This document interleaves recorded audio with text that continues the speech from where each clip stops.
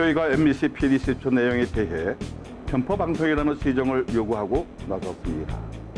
MBC PD10첩은 지난 2월 26일 반영한 갈라진 교회, 싸우는 성도들 편에서 서울교회 분쟁을 다뤘는데요. 이 방송에 대해 서울교회 측은 이번 방송이 사실 예고는 물론이고 박노철 목사의 측에 일반적 부정만 담고 있다고 반발하고 있는 상황입니다.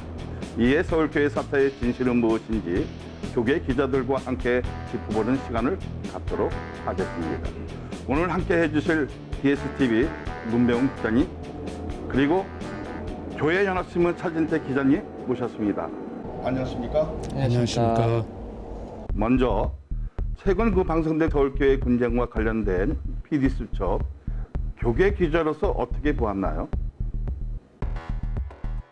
교계 입장에서 이번 PD10첩 방송은 상당히 아쉬움이 많이 남는 방송이었다고 생각합니다. 그 이유 중에 하나가 교회 분쟁의 본질에 있어서 상당 부분 벗어났다는 것이죠.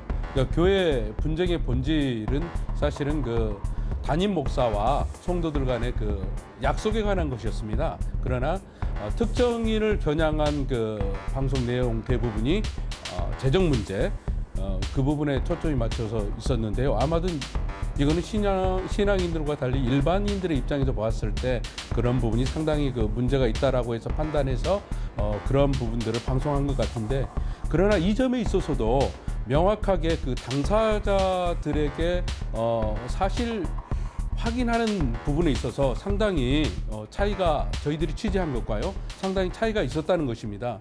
그런 부분들이 자칫하면은 왜곡되어져서 오히려 더 교회 분쟁을 가속시키는 원인이 될 것으로 그렇게 판단되어지고요. 어찌됐든 이러한 방송을 통해서 교회들이 조금 더 자숙하고 자정하는 계기가 됐으면 하는 그런 바람이 있습니다. 예. 사실 이번 PD10첩 내용 자체가 편파적이라는 부분은 부인할 수 없을 것 같아요. 분명히 좀 편파적인 요소가 있었고요. 그러니까 일단은 서울교회 사태 자체가 박노철 목사 측의 재정비리 시비와 또 원로 측의 재신임 제도에 대한 부분이 서로 맞부딪히고 있는 건데, 사실 PD10첩은 유난히 한쪽만을 부각한 측면이 있습니다. 그런데 이 PD10첩 자체가 교계 방송이 아니라 일반 방송이기에 충분히 그럴 수도 있다는 그런 좀 이해나 좀 그런 부분에 대한 감안을 하지만, 그럼에도 불구하고 아쉬운 거는 지금 이 시비 자체가, 이 양측의 모든 시비가 법원의 판결들로 위해서 나와 있다는 데 있습니다.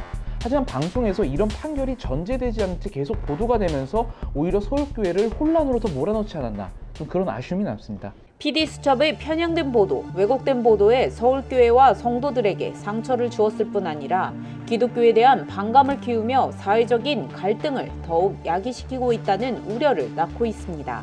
특히 구층 자료실을 보여주며 마치 비리를 숨기기 위한 장소처럼 비췄지만, 이 자료실은 서울교회 설립 직후부터 27년여간 모든 행정 등 역사 자료가 보관되어 있는 곳이며, 이 사실은 서울교회 교인이라면 누구나 아는 공간입니다. 그럼에도 불구하고 비밀 장소로 숨겨져 있는 것처럼 방송한 것입니다. 또한 박노철 목사 측의 고소 고발건에 대한 반박을 위해 필요한 일부 자료만 1층에 가지고 내려와 보관하던 중 용역들이 점거하면서 자료실에 반환하지 못한 것을 재정 비리를 감추기 위한 것처럼 보도하면서 서울교회의 이미지를 훼손시켰을 뿐 아니라 서울교회 갈등을 더욱 키우고 있습니다. PD10첩의 반영 내용 중에는 차명 기자를 제시하면서 굉장히 재정 비리의 의혹이 있는 것처럼 보도했습니다. 그러나 이 사실은 이는 모두 무혐의 처리된 내용인데요. 박노철 목사 측에서 오정수 장로 측의 차명 계좌와 관련 60억 원 횡령건은 혐의 없음이 나왔습니다. 차명 계좌로 문제 삼은 통장은 서울교회 명의의 시티은행 통장으로, 오정수 장로가 1995년경부터 대치동 본당 부지 구입대금으로 교회에 빌려준 70억여 원을 상환받은 후 다시 아가페타운 구입대금 등으로 빌려주기 위해 편의상 교회 명의로 예치했던 차명 통장이기 때문입니다. 박노철 목사 측은 오정수 장로가 60억 원을 서울교회 명의 통장에서 인출한 것에 대해서도 의혹을 제기했지만, 오정수 장로가 아가페타운 구입을 위해 교회에 60억 원을 다시 대여할 때까지 차명 통장이나 그 통장의 파생 상품 계좌에 모아두었던 돈을 한꺼번에 모두 해지해 FCT은행 통장 한 곳으로 모아 수표 한 장으로 인출했던 것입니다. 박누철 목사 측은 애당초 오정수 장로가 부지 구입 대금으로 빌려준 70억여 원도 교회 돈이 아니냐고 의혹을 제기해 경찰에서는 수사했지만 결국 교회 돈이 아니었다는 판단하에 혐의 없음으로 검찰에 송치했습니다. 하지만 PD수첩에서는 차명계좌가 개설된 이후에 심우한 사무국장들만 방송을 내보내며 성도들이 알지 못한 상태에서 은밀하게 만들어진 것처럼 보도했습니다. 그러나 차명계좌 개설 당시 회계 담당자였던 모 권사는 PD수첩과의 인터뷰에서 차명계좌에 대해 알고 있다고 발언을 했습니다. 상환하는 돈을 오정수 장로 요청에 따라 개인 계좌 또는 차명 계좌로 입금해 주었기 때문에 이미 그 당시 오정수 장로가 건축 자금을 관리하는 차명 계좌를 잘 알고 있었기 때문입니다. 하지만 방송에서는 이를 의도적으로 누락시켜 일방적으로 박누철 목사 측의 입장에서 방송에 문제가 되고 있습니다. 사실 이 부분이 굉장히 조금 제일 아쉬웠던 부분 중에 하나예요. 그러니까 재정비리 의혹 자체를 마치 이번 서울교회 사태의 핵심인 것처럼 방영을 했단 말이에요. 근데 서울교회 사태의 핵심은 지금 사실은 재정비리라는 분명한 그런 시비거리가 있지만 더 큰 본질이라고 볼 수는 없거든요, 재정비리가. 근데 하지만 이 PD 수첩에서는 재정비리가 마치 이번 사태의 본질인 것처럼 첫 번째 전제를 해서 보도를 했고요. 그에 따라서 이 재정비리가 무엇인지 차근차근 설명을 하는 와중에 있는데 결정적으로 이 재정비리와 관련해서 지금 여러 차례 사실 무혐의가 나온 상황입니다. 그리고 더군다나 지금 최근의 시비, 400여 개의 통장이라든가 지금 여러 부분에 대해서 지금 이미 경찰서에서 검찰의 불기소견으로 올라가기까지 했거든요. PD수첩은 10년간 서울교회 헌금 302억 원 중 경비를 제외한 잔액 115억 원은 행방불명됐다며 의혹을 제기했습니다. 그러나 이 또한 의도적으로 재정비리라는 프레임에 맞추어 왜곡된 방송을 했다는 비난을 피하기는 어려워 보입니다. PD수첩은 방송 이후 유튜브를 통해 115억 원이 사라진 것처럼 재정비리가 있는 것처럼 말하지만 서울교회 경성수지 내역을 설명하면서 건축헌금을 제외하였습니다. PD수첩에서도 방송했지만 본당 건축을 위해 모금한 건축헌금은 총 170억 원이며 땅값과 건축 비용으로는 269억 원이 들어갔고 99억 원의 적자가 났습니다. 그렇다면 사라졌다고 주장하는 115억 원은 건축헌금을 제외한 금액이기에 여기에 적자가 났다고 주장하는 금액 99억 원을 단순히 대입해도 16억 원의 차이가 생깁니다. 그리고 이 16억 원은 합계 잔액 시산표에 포함되지 않은 8채의 부목사 사택 구입 대금만으로도 충분히 설명이 가능합니다. 이것에 대해서 사실 진짜 진실을 안다, 진실을 모른다에 대해서는 언론이 판단할 부분이란 건 없지만 우리가 일단은 1차적으로 판단하고 또 가장 그리고 공정한 그 증거라고 한다면 법원에선 현재 이 부분에 대해서 혐의를 특정하지 않았어요. 한마디로 문제가 없다고 판결한 상황입니다. 근데 현재 이 판결 자체가 이 PD수첩에서는 전혀 지금 적용이 되지 않고 지금 가만히 되지 않았다는 게 가장 큰 문제인 것 같아요.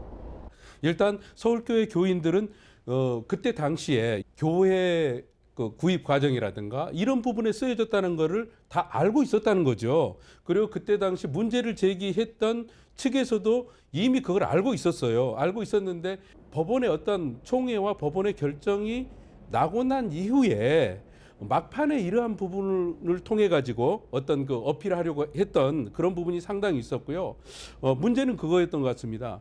문제를 제기한 측도 당시에 그 재정에 관해서 관여를 했다는 거예요. 그런 부분들이 많이 포착되고 취재 과정이 있었고, 그러나 아쉬운 점은 그러한 부분들이 전혀 그 반영이 되지 않았었고, 그리고 특정인이 마치 그거를 전체를 횡령해서 가져간 것처럼 그렇게 그 의혹을 이렇게 제기했다는 것은 그거는 사실 상당히 그 한 특정인을 어떻게 보면은 초점을 맞추고 했다라는 어떤 그런 의혹도 교계 기자 입장에서는 제기할 수밖에 없는 그런 상황인 것 같습니다. 이 부분에 있어서는 정말 그 재차 아쉬운 부분을 말하면 사실 통장 400여 개라는 보도, 이거는 사실 일반인들 때 굉장히 자극적인 거거든요. 이거는 우리 사실 교계를 취재하는 저희 입장에서도 400개라는 거는 사실 쉽게 듣지 못하는 그런 사례예요. 근데 그런 상황에서 이거에 대해서 일방적으로 400개라는 것만 부각을 시키면 일반인 입장에서는 교회에 대한 시각이 굉장히 달라질 거라는 거예요. 하지만 400개라는 부분에 있어서 단순하게 이거를 논란으로 몰고 가고 이쪽 400개에 대한 문제 제기와 그에 대한 해명만을 부각하고 그에 대한 법적인 판결을 전제하지 않았다는 게 결국은 이 400개의 통장 자체는 논란으로 끝냈다는 거예요. 그거는 결코 일반인이 볼 때 교회에 대한 오해를 불러일으킬 수 있다는 거. 그러니까 판단 자체를 하게끔은 만들어줬어야죠. 그 판단의 근거로서 가장 좋은 건 역시 법원의 판결일 것입니다. 저기 문 국장님, 그 당시에 거기 있는 그 장로님도 이 재정에 관여를 했거든요. 거기에 대해서는 좀 어떻게 생각하십니까? 그 가장 중요한 거는 회계 출납에 관한 문제라고 보는데요. 그때 당시에 지금 그 방송에서 특정인을 지적한 그 위치는 저희가 취재 과정에 봤을 때 교회의 재산을 몰래 횡령할 수 있는 위치에 있지를 않았어요. 당시 보니까. 왜냐하면 직원이 아니었단 말이에요. 그런데 반면에 문제를 제기한 측에서는 그때 당시에 그걸 관여했던 분들이 일부가 저희가 취재가 좀 포착되고 그랬었는데 그러한 부분들의 누락은 좀 이렇게 상당히 그 공정성의 문제가 있지 않느냐. 그러한 부분들이 비춰졌다라고 하면은 객관적으로 모두가 보편적으로 생각할 수 있는 그런 거를 한 번 더 볼 수 있었을 것이다라는 아쉬움이 좀 있었습니다. 예. 한마디로 오종수 장로 그 측에서는 이건 나 혼자 한 게 아니다. 어떻게 교회 재정을 단 1인이 할 수 있느냐. 이거는 당시에 그 관련 부서가 있었고 관련 위원회에서 처리한 거기 때문에 절대 이걸 내 개인의 문제로 몰아서는 안 된다. 위원회의 결정이었다. 단체의 결정이었다고 말을 해요. 반면에 지금 박노철 목사 측에서는 이건 사실상 그 오종수 장로 혼자 한 거다라고 몰고 있었단 말이에요. 모든 걸 오종수 혼자 결정했고 그쪽에서 모든 재정에 대해서 자기 혼자 결정을 했기 때문에 자신들은 거기에 개입할 여지조차 없었다라고 있어요.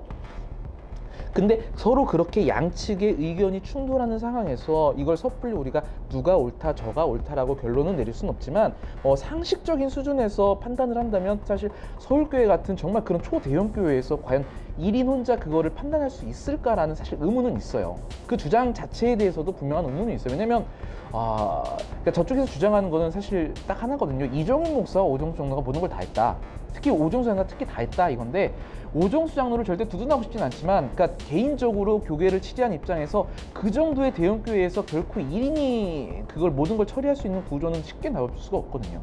그래서 그런 부분에 있어서는 사실 본질적인 의문은 있습니다. 이제 어떤 그 판결들이 이제 불리하게 나오니까 이제 이런 이제 사건들이 이게 되지 않는 일들을 엮어서 다시 이제 재상스러워 만들어낸 거잖아요. 청년들하고 저기 박노철 목사의 그 은연 속에서 그 얘기가 나옵니다. 박노철 목사가 뭐라고 얘기하냐면 이거는 저기 오종수 장로를 그렇게 할 사람이 아니다라고 이렇게 단정을 져줍니다. 그러니까 저는 오종수 장로님이 인마이 포켓 나는 절대 안 믿어요. 요즘 뭐 이렇게 떠도는 나는 그거는 막 믿지도 않아. 저는 간단하게 그렇게 생각합니다. 앞서 제가 말씀드린 대로 교회 사태의 분쟁의 본질은 성도와 그 새로 부임한 목사 간의 약속 이행을 하지 않았기 때문에 분쟁이 원인이 됐어요. 이러한 분쟁의 원인이 돼서 상당히 이제 그 법원이라든가 총회 헌법위원회라든가 이런 데서 어떤 그 판결이 나왔지 않겠습니까? 이런 판결에 의해서 이제 그 성도들은 거기 따라 주십시오라고 하는 어떤 그런 요구를 했지만 그런 부분이 받아들이지 않았다는 것이고 그로 인해서 이들은 어떻게든 이제 그걸 좀 지켜나가야 된다라는 어떤 그런 차원에서 이제 불현듯 나온 게 이 그 차명 계좌 문제가 나왔거든요. 또한 그 PD 그 시초에서 그 언론 목사에게 그 월급을 외에 900만 원을 따로 그 받은 그 비리가 있는 것처럼 보도했는데요. 이미 그 불기소 처분 된 그 사건인데요. 여기에 대해서 좀 이야기 좀 해주시죠. 서울중앙지방검찰청은 이종윤 원로 목사에 대해 업무상 횡령으로 고소한 건과 관련해 혐의 없음이 명백함으로 각하한다고 밝혔습니다. 목회 연구비와 말씀 봉사비를 총액 산출해 결산서를 작성한 뒤 당회의 승인을 받아 지출해왔고 고소인조차도 이를 인정하고 있었기 때문입니다. 또한 재정위원회와 당회장이 결제하는 대체 전표에 말씀 봉사비 외에 매월 해당 금액이 지출된 것으로 기재되어 있는 점 등을 종합해 볼 때 당회와 재정위원회 대표의 결제를 받는 등 교회 내부 구성원들의 승인을 받아 집행된 것으로 볼 여지가 있다고 봤습니다. 뿐만 아니라 박노철 목사의 목회 연구비도 같은 방법으로 지출했기에 이종윤 원로 목사가 해당 절차를 거치지 않았다고 단정하기 어렵다고 밝혔습니다. 또한 이종윤 목사 통장이 아닌 사모의 이름으로 지급된 것은 이종윤 목사 개인 계좌가 없었고 이 또한 지급 절차에 있어 정상적인 결제 과정을 거쳤기에 혐의 없음이 나온 것입니다. 거기에서 중요한 거는 이종윤 목사가 월급 외 돈을 목회 연구비 쪽으로 받아갔는데 그게 무려 900만 원이었다. 더 큰 문제는 이종윤 목사가 받은 게 아니라 그거를 사모의 통장으로 입금이 됐다는 부분을 지적을 하고 있어요. 그러면서 박노철 목사 측 성도의 말을 인용해서 이거에 대해서는 반드시 밝혀야 되고 문제가 있다는 식으로 말을 했는데요. 사실 그것만 보면은 굉장히 문제가 있다고 생각할 수 있습니다. 사실 왜냐하면 월급 외에도 다른 돈이 나간다는 거, 목회 연구비 나간다는 거 문제가 있을 수 있는데 사실 뭐 이거 자체를 뭐 교계의 자랑으로 볼 수는 없지만 교계에서는 사실 그 월급 외에도 목회비 명목으로 사실 담임 목사에 지급되는 부분이 상당히 있거든요. 그게 1차적인 이유라고 한다면 2차적으로는 이미 서울교회에서도 그런 부분에 대해서는 일반화돼 있었다고 생각을 합니다. 왜냐하면 결정적으로 현 박노철 목사 역시 월급 외에 지금 목회 연구비를 받아가고 있거든요.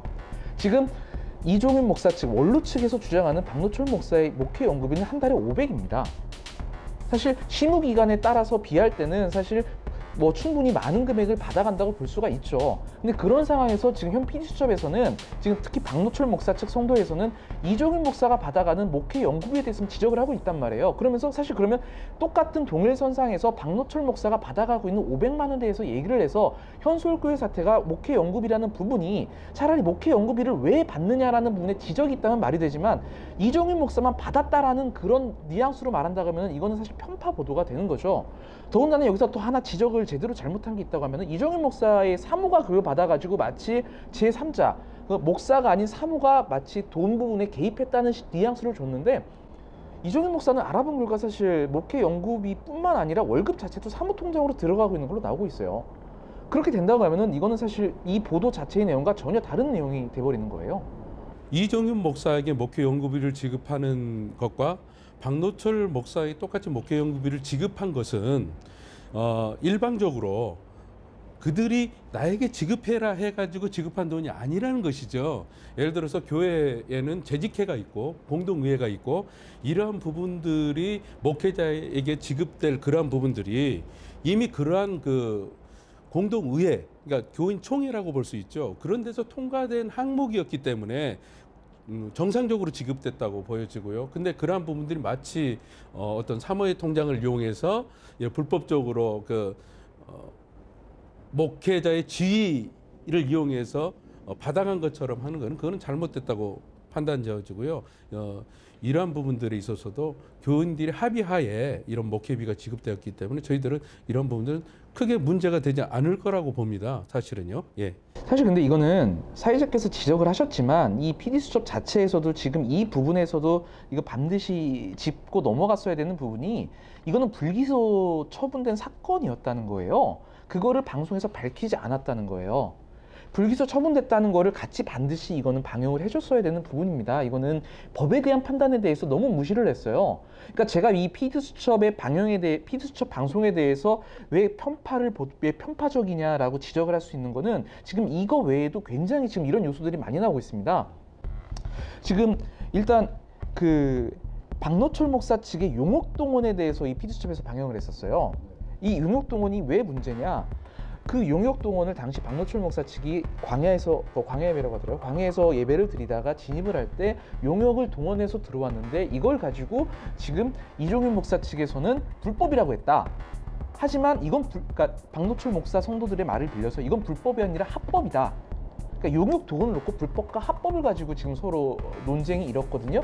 PD수첩에서는 용역 동원은 절대 불법이 아닌 합법이었다라는 그 부분을 강조를 했어요. 근데 이건 애초에 그 프레임 접근이 잘못된 게 용역은 교회에 동원되면 안 되죠. 어떻게 교회 분쟁에 성도들이 그 분쟁하는 곳에서 외부에서 용역을 동원해서 그걸 합니까?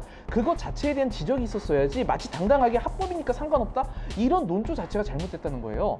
PD수첩에서 지적해야 될 부분은 용역이 동원됐다는 거에 대한 지적을 했어야 됩니다. 하지만 이거를 마치 불법과 합법의 범주에 놓고서 불법이 맞냐 합법이 맞냐 불법이라고 주장한 것 자체가 오히려 이 사태를 마치 왜곡한 거다라는 식으로 보도를 한다면은 그건 교회에 대한 본질을 너무 훼손한 거예요. 교회의 본질은 결코 일반 단체나 기업이 아닙니다. 거기에 용역에 개입할 여지가 있다는 건 사실 그 부분부터 부정하고 들어갔어야 돼요. 이래서 제가 사실 PD수첩에 대한 문제를 지적하는 건 아니지만 교회 문제를 일반 방송이나 일반 언론에서 접근을 할 때 굉장히 위험하다는 부분이 바로 이런 부분에서입니다. 그래서 이 부분에서는 사실 좀 굉장히 아쉬운 부분이 있어요. 서울교회 박노철 목사 측의 용역 동원은 사실상 합법이 아니라 큰 충격을 주고 있습니다. 박노철 목사 측이 합법이라고 주장하는 용역 동원은 3월 8일 밤 경찰서에 정식 배치 신고한 것을 말합니다. 하지만 용역들의 불법 폭력이 문제가 되자 경찰의 철수 지시를 받아 3월 9일 오후 3시에 철수했습니다. 그런데 그날 밤 7시경 경찰서에 신고되지도 않은 개인 용역 70여 명을 동원해 현관 유리 등을 부수고 난입하여 1층에서 기도회 중이던 박노철 목사 반대측 성도들을 몰아내고 점거한 것입니다. 그 용역 교회에서 교회 분쟁에 용역을 데려온다는 자체가 이거는 성경적이지 못하고 상당히 교회가 해서는 안 되는 그 행위라고 생각합니다. 제가 그 서울교회 사태를 보고 난 다음에 설 때였죠. 설 가까운 때에 그 영역들로 인해 그 용역들이 발산 그 분사 소화기 분말 가루에 이렇게 뒤집어 쓴 성도들의 그 사진이라든가 그런 것들을 이제 그 비디오를 접하고 난 다음에 상당히 충격을 받았어요, 사실은요. 그리고 또 한 가지 뭐냐면은 타국에 있다가 오랜만에 서울로 돌아와서 가족들과 함께 예배를 드리기 위해서 교회를 방문했다가 봉변을 당한 그 성도의 그 하소연하는 그 모습을 보고 너무너무 그 크리스찬으로서 가슴이 아팠는데요.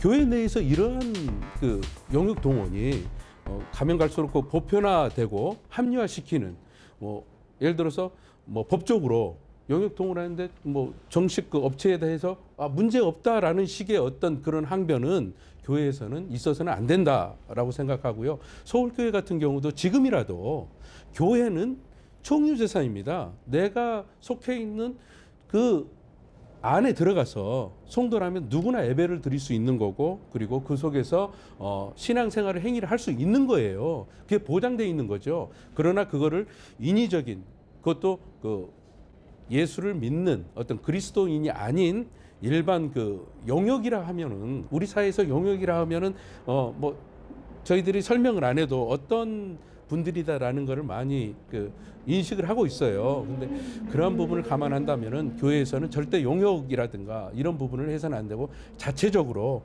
그 교회가 정한 그 법이 있습니다. 그 법에 의해서 자체적으로 해결할 수 있는 그런 그 대화 채널이 지속적으로 이어져야 된다고 보고요. 그리고 세상법에서 어떤 그 판결이 나왔을 때 또한 성도들은 그 판결을 지켜야 되는 것 또한 성경적이고 복음적이라고 생각합니다. 예. 이게 그 사실 용역에 대해서 저희가 비난을 하지만 사실 반성해야 될 거는 교회 사건에서 용역이 서울교회에 처음 등장한 건 아니에요. 사실 많이 등장합니다. 아시겠지만 용역이 정말 반성할 부분이다. 교회가 교회 사태에 용역을 많이 개입을 합니다. 하지만 이를 두고서 사실 저는 합법이냐 불법이냐를 논한 사건은 저는 거의 처음 본 것 같아요.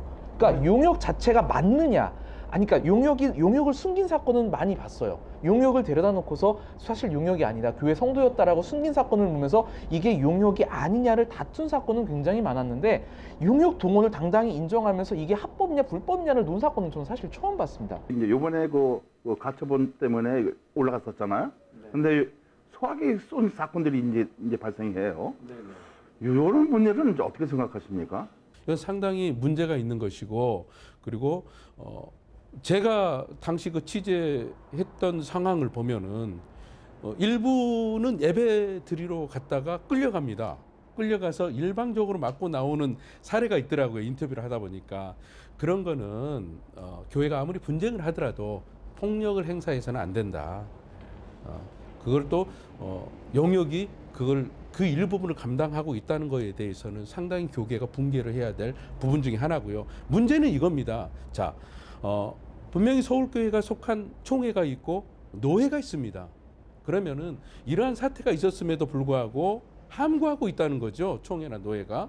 이런 부분이 있었을 때에는 충분하게 양측을 불러서 조정을 할 수도 있는 부분이 있고 거기에 대해서 대화를 할 수 있는 부분이 충분하게 열려 있어야 됨에도 불구하고 그러한 점이 전혀 없이 방관자적인 자세로 지켜보면서 오히려 분쟁을 가속화시키고 있다는 그런 느낌을 많이 받았거든요.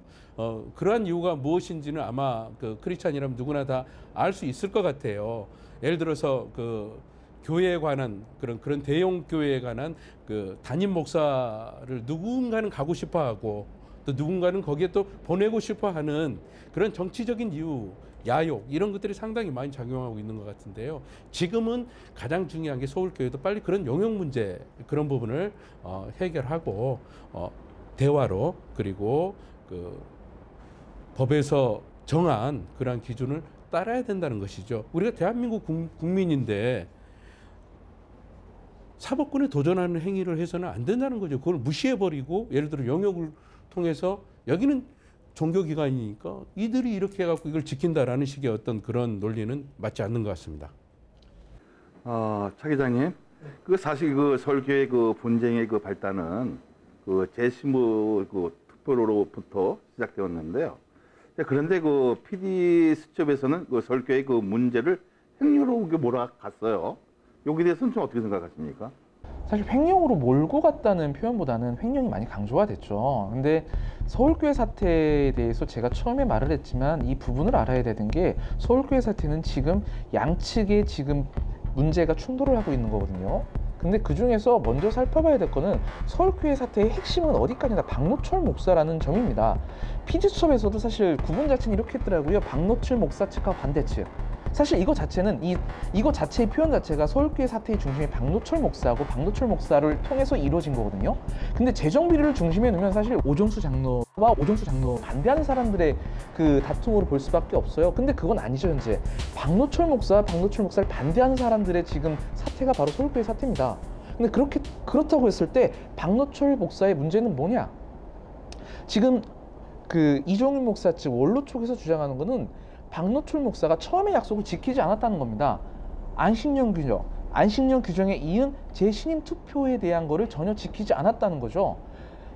안식년 규정은 지금 서울교회에서 말하는 안식년 규정은 목회하면서 쉼을 위해서 6년 동안 목회를 하고 또 1년 동안 쉰 후에 1년 후에 다시 와서 재신임을 받아서 목회를 하라는 겁니다.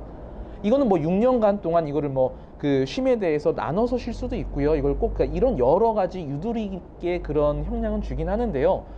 이거 자체에 대해서는 일단 교회 정관에 명시를 해서 이걸 운영하고 있어요. 근데 이거에 대해서 박노철 목사는 처음에 이곳에 부임을 할 때 충분히 인지를 했고요.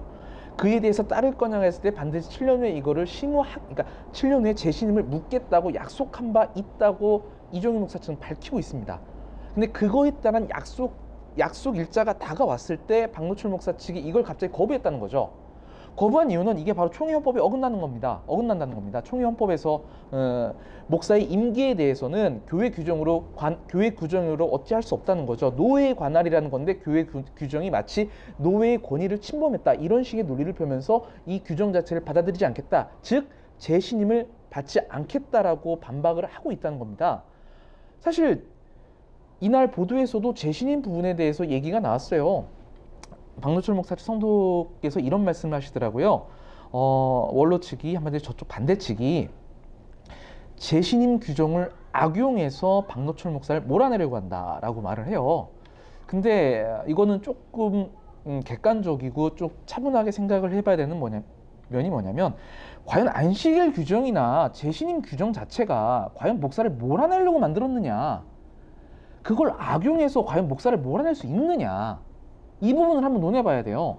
왜냐하면 재신임 규정이라는 거는 성도들이 그 목사에 대해서 신임을 하냐 안 하냐를 묻는다는 거예요. 그렇다고 하면 신임을 하면은 목사는 누가 남지 말래도 그 교회에 남을 수밖에 없습니다. 이걸 악용한다는 거는 사실 불가능해요. 왜냐하면 교회 성도들의 개개인의 판단이 거기에 들어가는 건데 이걸 어떻게 악용한다라고 말하고 그거를 묻겠다고 말하는지 사실은 제가 박노철 목사랑 직접 인터뷰를 안 해봐서 모르지만 이건 박노철 목사 측에서 어쩌면 제 신임에 대한 자신이 없었다고 보는 게 더 옳을 것이라고 생각을 합니다. 그리고 그 와중에 터진 게 뭐 그 와중이나 그 전으로 터진 게 재정비리인데 반대 측에서는 제 신임에 맞춰서 서울교회 사태의 핵심은 재정비리다. 재정비리 때문에 교회가 갈라진 거다라고 나오는 거고요. 어쩌면 서울교회 사태의 핵심은 재정비리가 아니라 바로 이 재신 규정에 있다는 것을 강조할 필요가 있을 것 같아요. 근데 여기서 제가 또 하나 부언하자면은 그럼 재신 규정 자체가 과연 이게 불법이냐? 그 총회 헌법에서 총회 헌법을 위반하고 노예의 권위를 침범한 거냐? 사실 이거에 대해서는 이미 법원의 판단이 나왔습니다.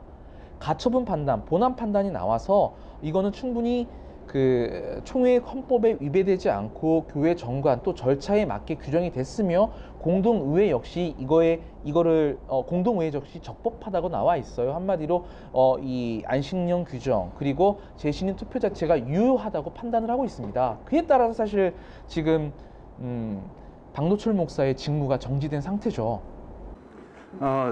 사실은 이게 그 안식년이라는 것은 이제 6년 이제 그 하고 1년을 쉬면서 자기 개발 그리고 학문적인 연구 뭐 많은 게 있잖아요.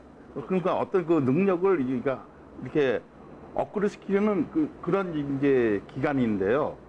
그것을 보면 이게 그 원로 목사님도 재신임을 받더라고요. 그러면 자 목사가 약속을 한 겁니다. 그죠? 그럼 약속을 했으면 그 약속을 이행을 해야 되는데 이행을 안 하는 겁니다. 이게 목사님 어떻게 생각하십니까?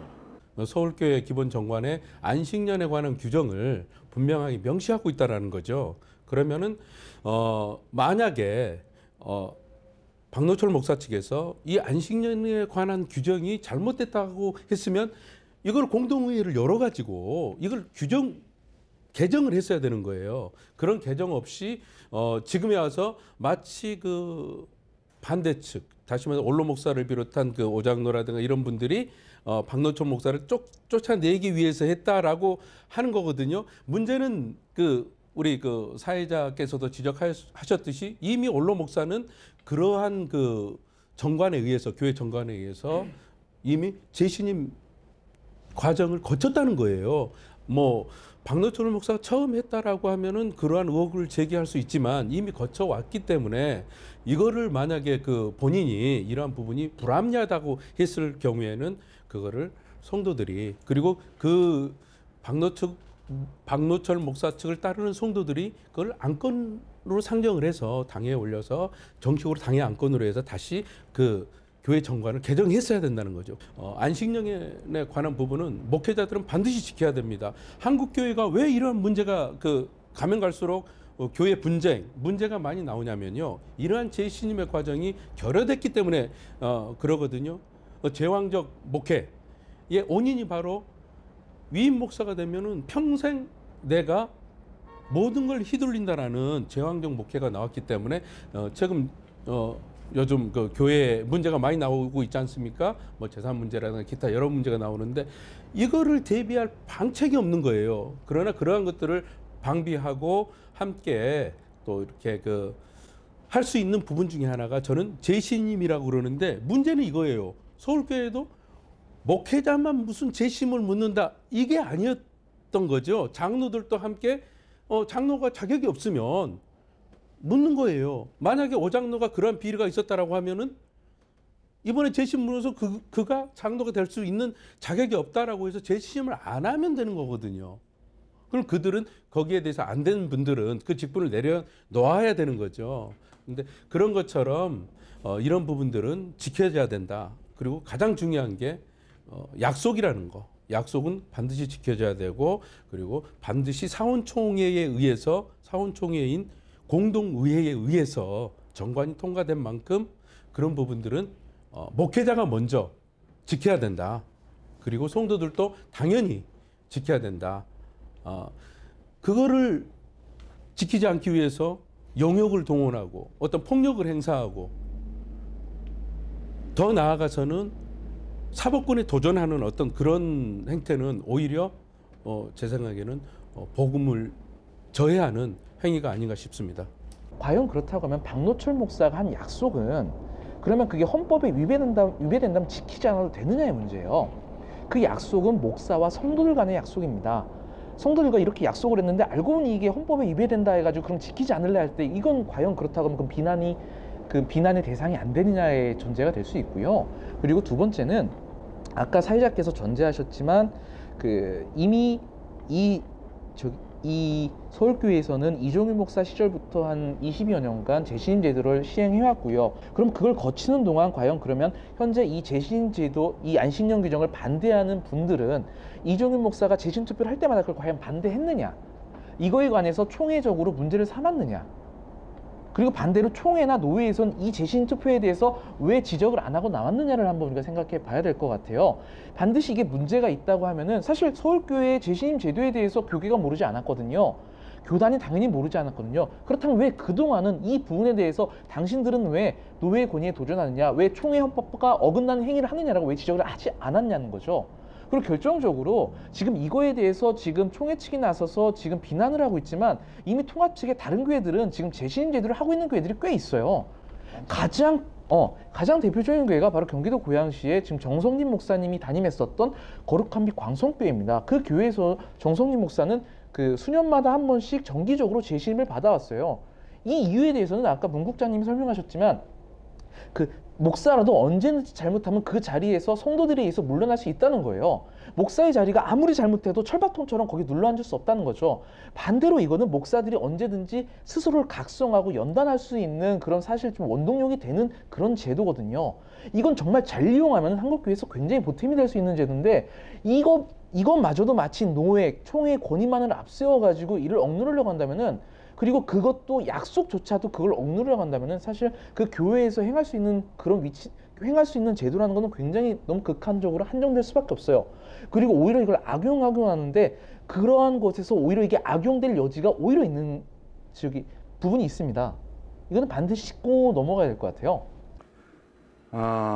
이제 그 약속은 지켜야 할 그 의무거든요.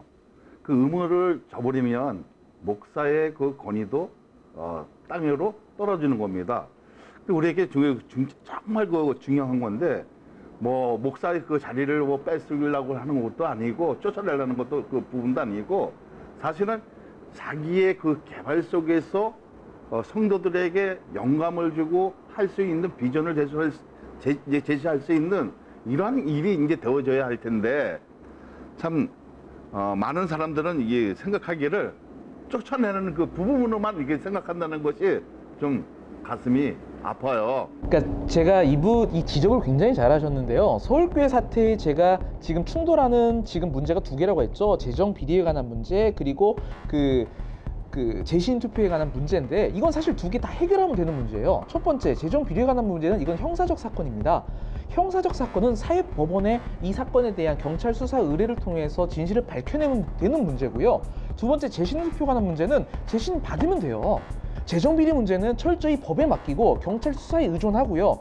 재신 투표에서는 철저히 성도들의 판단에 맡기고요. 하지만 그 두 개가 현재 둘 다 모두 이루어지지 않고 있어요. 재신 투표는 이루어지지 않고 있고 재정 비리에 관한 문제는 사회법 판단조차 무시하고 있단 말이에요. 그렇기 때문에 이 분쟁 자체가 해결이 되지 않고 있습니다. 이게 핵심이에요. 이런 일이 빨리 해결될 수 있도록 좀 다 같이 이제 기도할 이제 문제고요.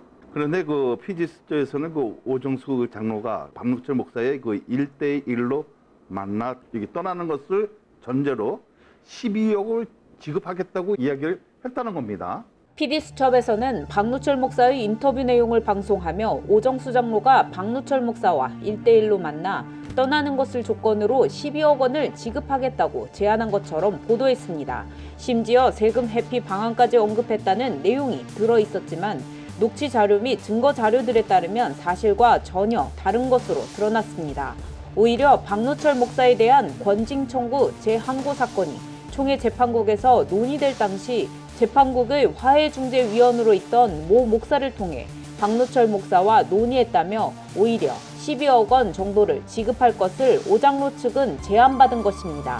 오정수 장로 측에 따르면 처음에는 돈으로 목사와 화해한다는 것에 거부감을 느꼈지만 교회 분쟁을 조기에 종식시키기 위해 이 권면을 받아들였습니다.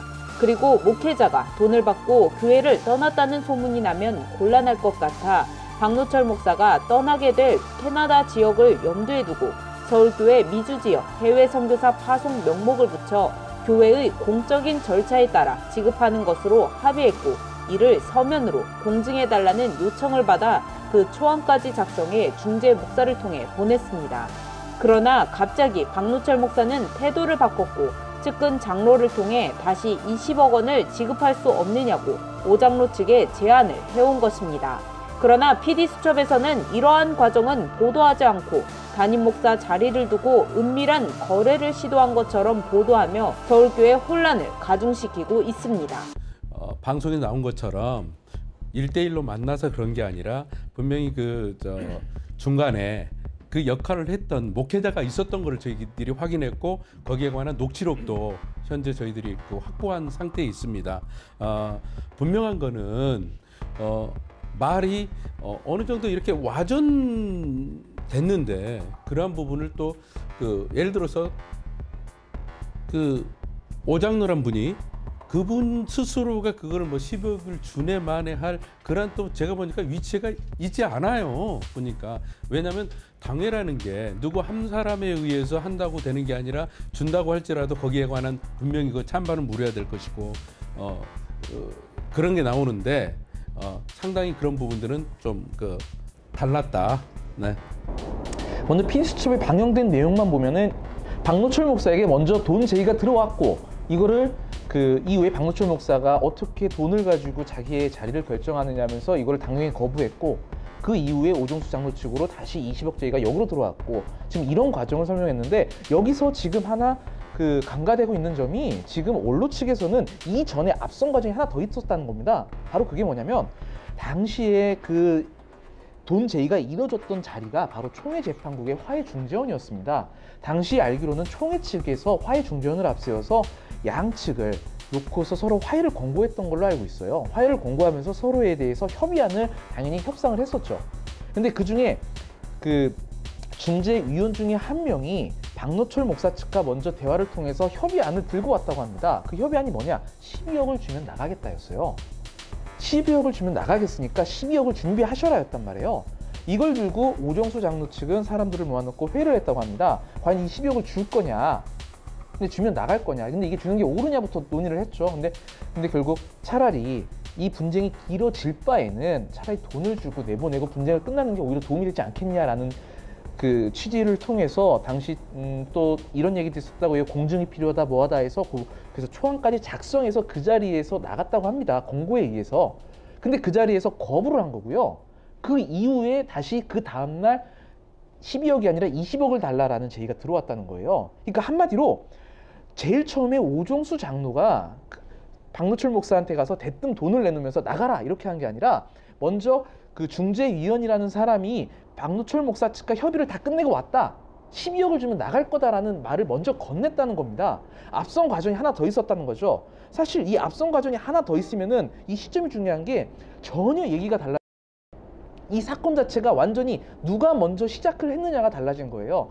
PD수첩에서는 오 장로가 이걸 먼저 시작했다고 말합니다. 그러니까 돈을 가지고 먼저 사람을 내쫓으려 했다고 말했다는 거예요. 하지만 이렇게 되면 얘기가 완전히 달라지죠. 그러니까 그렇기 때문에 이 부분에 대해서는 사실 PD수첩 측이 사실 좀 어느 정도의 정정까지는 아니더라도 추가 방영은 해야 될 부분이라고 생각을 해요. 그러니까 사실 일반 방송에서 교회 문제를 다룬 거거든요. 이 방송으로 인해서 서울교회 문제가 진실이 밝혀졌고, 그리고 서울교회 논란이 잠식됐느냐, 사실 서울교회 분들의 얘기를 들어보면은 이걸로 인해서 더 큰 혼란이 왔다고 얘기를 하거든요. 그러니까 그렇다면 이 방송이 과연 무엇을 위한 방송이었냐, 어떠한 이익을 줬냐라는 솔직히 좀 그런 자체적인 평가를 해봐야 될 것 같아요. 이게 PD수첩을 통해서 사회적인 분란도 준 것뿐 아니라 교회도 어떤 이게 상처를 준 거잖아요. 이제 굉장히 충격을 준 거죠. 근데 그 사실이 왜곡됐단 말이에요. 이제 이런 걸 통해서 사회적인 것은 진실로 믿어버린다는 거죠. 이제 이런 게 좀 안타까웠었는데, 문 목사님, 앞으로 이런 것을 방지하려면 좀 어떻게 하는 방법이 좋을까요? 한국 교회가 반드시 경계해야 될 부분 중에 하나가 바로 지금 사회자님께서 말씀하신 그 부분이거든요. 서울교회 사태를 통해 가지고 그 일반 언론들의 기사 제목을 보면은 상당히 자극적이었죠. 교회, 대형 교회 원로 목사하고 장로가에서 뭐 400여 개에 관한 그 통장이 발견됐다. 뭐 차명 계좌로 뭐 이런 거 했다. 근데 그 속에는 보면은 그 제대로 팩트가 그 파악을 해가지고 쓴 것보다는 그냥 받아 쓰는 형태의 그런 기사들이 많이 있었는데 그 부분은 상당히 그 아쉬움으로 남는 부분입니다. 이러한 부분을 해결하기 위해서는 교회의 자기갱신이 필요합니다. 자기갱신이 지속적으로 이루어지기 위해서는 바로 이제 그 이러한 부분들, 아까 말씀드렸던 재신임에 관한 부분들, 재직들에 관한 이런 부분들이 반드시 이루어져야 되고요. 그리고 총회, 노회, 저는 가장 안타까운 게 앞서도 말씀드렸지만은 총회와 노회가 침묵으로 일관한다는 것은 상당히 그 아쉬운 점이고요. 또 한 가지는 뭐냐면은 어떤 사법권에 관해서 그 총회가 이제 와서 어떤 그 이건 잘못됐다라고 그 도전하는 형태의 그런 그 성명을 낸다든가 이런 부분들은 상당히 우리의 치부를 더 드러내는 게 아닌가 싶고요. 가장 우선적으로 정한 거는 바로 만약에 그 총회에서 말한 대로 법을 따라라라고 그렇게 한다라고 하면은 원초적인 총유들이 정한 법, 그 법이 뭐냐면 교회 정관입니다. 그 정관대로 따라야 되는 거예요. 그걸 안 지켰기 때문에 이렇게 생겼기 때문에 이러한 부분들을 총회 차원에서라도 이러한 부분들을 반드시 총회 헌법에 재신임에 관한 부분, 유임 목사는 평생 목사다 하는 그런 부분은 이제는 사라져야 될 때가 아닌가 싶습니다. 그래서 반드시 이러한 부분들을 좀 이렇게 대안으로 이런 부분들을 좀 많이 좀 하는 게 좋고, 그리고 앞서 차 기자도 얘기했지만은 재신임이 곧 해임이다라는 논리는 상당한 마치 그 않는 논리예요.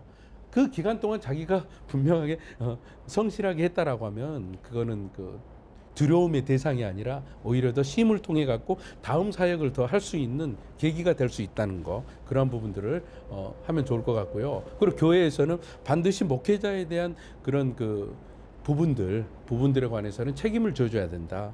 그래야지 목회도 열심히 하게 될 것이고, 예를 들어서 뭐 당회가 저 목사님 마음에 안 들어 몰아내야 된다. 이런 당회의 권한도 축소를 해야 돼요. 그러니까 이런 부분도 많이 좀 이렇게 손질하는 그런 게 필요하다고 생각합니다. 예. 저희 서울교회 문제에 있어서는 사실 굉장히 답답한 면이 있습니다. 굉장히 답답한 게 아까도 지적을 했지만 서울교회 문제는 아까 분명하게 재정비리는 사회법으로 해결하고, 그리고 재신임에 관한 부분은 또 성도들의 판단으로 판단을 하면 되는 부분이라고 했지만, 사실 재정비리 관련 부분은 이미 사회법으로 굉장히 다 판단이 된 상황이에요. 뭐 항소가 있고 뭐 이후에 더 추가적인 고소가 들어갈 수 있지만 문제는 계속적으로 무혐의가 나오고 이런 판단이 나오는 상황에서 과연 어떻게 얼마나 더 하면 이 재정비리 부분에 대해서 양측이 모두 만족할 만한 그런 결과물이 나올 것이냐는 거예요. 그러니까 사실 재정비리를 판단할 수 있는 또 다른 방편은 없어요. 그러니까 공기관에 의한 공적인 권력에 의한 수사밖에 없습니다. 바로 경찰, 검찰이고요. 근데 그 판단을 믿지 않겠다, 그 판단을 따르지 않겠다고 하면 사실상 방법이 없는 겁니다. 분쟁이 지속될 수밖에 없어요. 그렇기 때문에 서울교회 분쟁은 굉장히 답답한 면이 있는 거고요. 재신임에 관한 부분은 아까도 얘기했지만 이거는 철저히 교회 규정을 따라야 됩니다. 이거를 총회 헌법이나 여기에 기대 가지고 이거를 부정하려고 한다면요, 결코 어떠한 교회도 교회 정관이나 규정 자체를 보호받지 못해요. 교회 정관이나 규정은 한때 한국교회에서 제정하도록 굉장히 권유하기까지 했었습니다. 왜? 그거는 개교회 성도들의 권익을 보호할 수 있고요. 또 개교회 성도들의 유익과 또 신앙 향상에 있어서도 또 반대로 노회나 총회에서 교회의 자유를 억압하는 면에 있어서 그걸 보호할 수 있는 부분이 분명히 있습니다. 근데 그 부분 자체에서까지 바로 이거를 총회헌법과 상충된다고 지적하고 나오면은 이거는 사실 개교회가 할 수 있는 부분이 너무 없다는 거예요. 그러니까 노회가 마치 교회를 떡주무로도 왔다 갔다 하고 모든 노회가 개교에 대한 그런 운영까지 간섭하려고 한다면은 사실 개교회 성도들은 그건 굉장히 그 불합리하다고 느낄 수밖에 없습니다. 이거는 뭐 사실 최근에 많은 법원의 그런 개입이 있었지만 사실상 1차적으로 판단할 거는 그 교회에 대한 권리는 1차적으로 그 교회 교인들 또 총회의 재산에 대한 권리를 갖고 있는 성도들의 판단이 우선되어야 된다는 거거든요. 이게 사실 1차적으로 적용이 되고 총회나 노회 역시 그거를 1차적으로 존중을 해줘야 되는 부분이지 이거를 자신들의 헌법이나 그 권위형을 누르려고 한다면 이건 오히려 더 큰 문제를 야기할 수 더군다나 이 부분에 있어서 사회법에서 총회 헌법과 충돌되지 않는다. 교회 규정은 충분히 효용 가치가 있다는 판단이 나왔으면 이거에 있어서 인정할 수 있어야 되는데 끝까지 또 이 사회법마저 여기서 또 부정하고 들어간다고 하면은 결국은 이 서울교회 사태가 해결될 수 있는 방안이나 해결될 수 있는 실마리 시점 자체가 아예 잡히지가 않습니다. 정말 요거는 꼭 한마디는 해야겠다. 부탁드립니다. 가장 중요한 건 어디까지나 분쟁 교회에 있어서 최우선은 성도들이라는 겁니다. 어느 쪽 교회에 있거는 성도들이 피해 입지 않는 게 가장 중요하고요.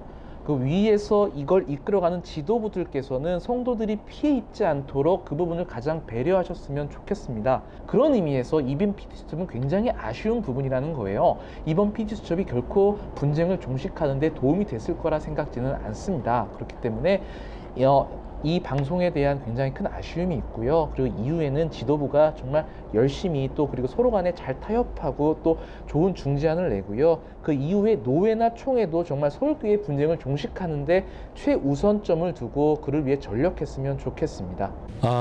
저는 이번 그 사태를 보면서 제일 안타까웠던 것 중에 하나가 바로 그 말이었습니다. 주님께서 나가라고 하지 않으면은 끝까지 나가지 않겠다라고 이렇게 말하는 걸 그 방송을 통해서 봤는데요. 다시 말해 재신임을해서 통과가 안 됐다라고 했을 때도 또 다른 또 이렇게 분쟁을 야기시킬 수 있는 어떤 그런 여지를 남겨두었다는 측에서는 상당히 안타깝고요.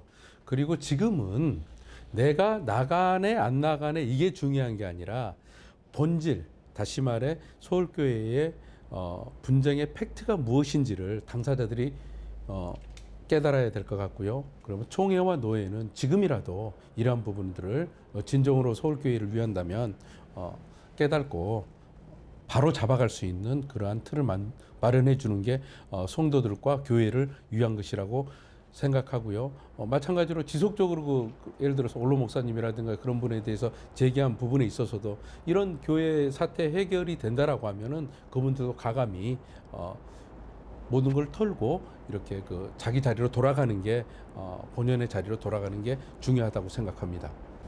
오늘 정문 이침을 통해서 새로운 것을 또 느끼게 되는데요. 서울교회가 양쪽의 그 성도들이 피해보지 않고 정말 하나님을 잘 섬길 수 있는 그날까지 그런 날이 오기까지 속히 바라면서 정문 이침 여기서 마치겠습니다. 감사합니다.